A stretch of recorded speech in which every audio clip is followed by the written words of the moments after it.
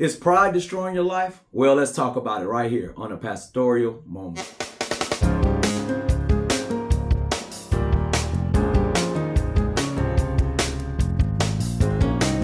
This is the day the Lord has made, so let us rejoice and be glad in it. Hello and happy Friday. God bless you. I'm Pastor AD, pastor of True Vine MBC here in Houston, Texas, and I thank you so much for joining us for the pastoral moment. This is the time I get to encourage you and enlighten you with the Word of God. And today, church, I want to encourage you. I want to talk about this, okay? Because a lot of us have this issue. Some of us don't, but we all have an issue, right? So the destructive nature of pride. The destructive nature of pride. Do you have a problem with pride? So let's talk about it. Many struggle with pride in life. Sadly, many of us do not realize the potential that waits for us if we just let go of our pride and move forward in God's plan. Pride is not merely a personal flaw. It is a sin that separates us from God. Pride can blind us to our own faults, right? Make us resistant to correction and create a false sense of self-sufficiency. So it often leads to other sins, right? Pride does, such as envy, anger, and dishonesty, as we strive to maintain an image of superiority. So let's talk about it. Proverbs chapter 8, verse 13. The fear of the Lord is hatred of evil, pride and arrogance, and the way of evil and perverted speech I hate.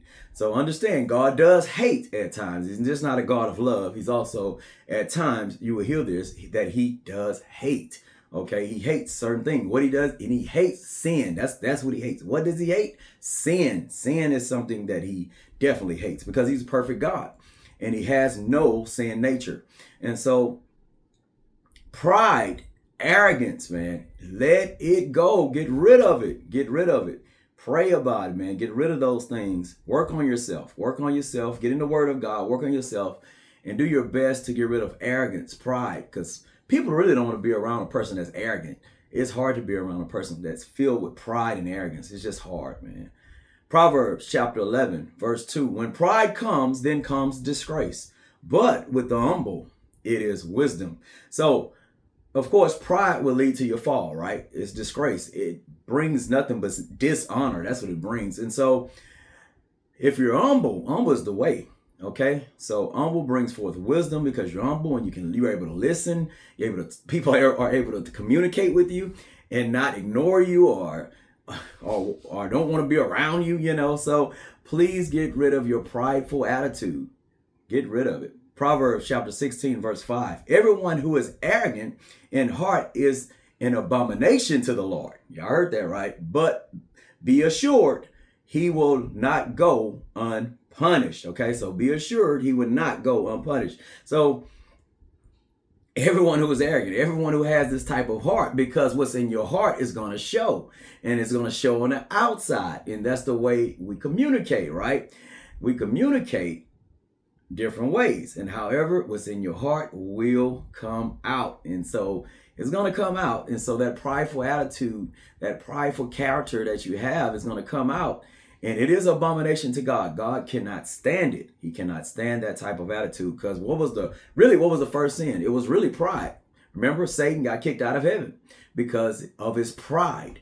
He had pride. He thought he was better than God. He thought he was like God. He thought he can be over God. Okay.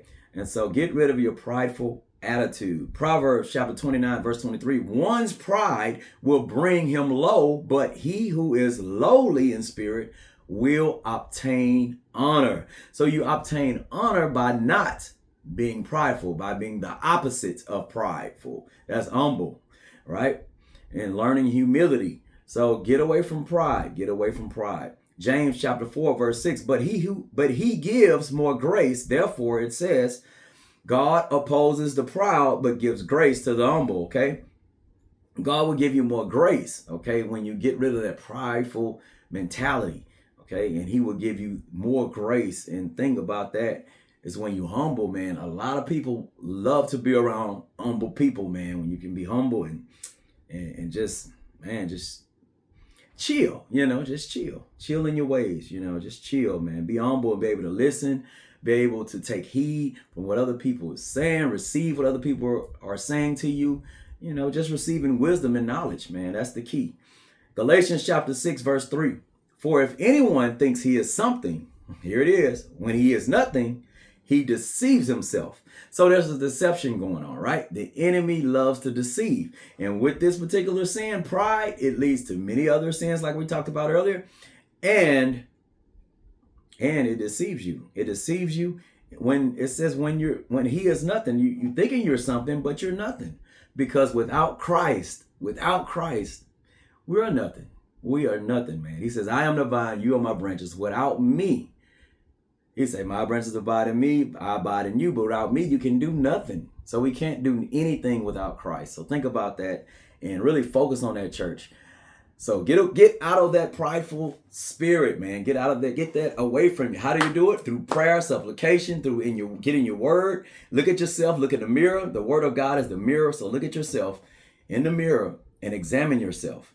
Okay, there are some things we all need to work on, every last one of us. So examine yourself. I love you and I thank you. Tune into the Pastor's Desk and tune in Sunday for the Word of God. Until next time, we at True Vine, we're praying for you and we love you. You want to know why? Because we're True Vine and we are the Church of Love. God bless. This channel and join our online Christian family. Tithes, offerings, and donations can be made by mail at True Vine Missionary Baptist Church, 1407 Grove Street, Houston, Texas, 77020. Thank you so much and have a blessed day.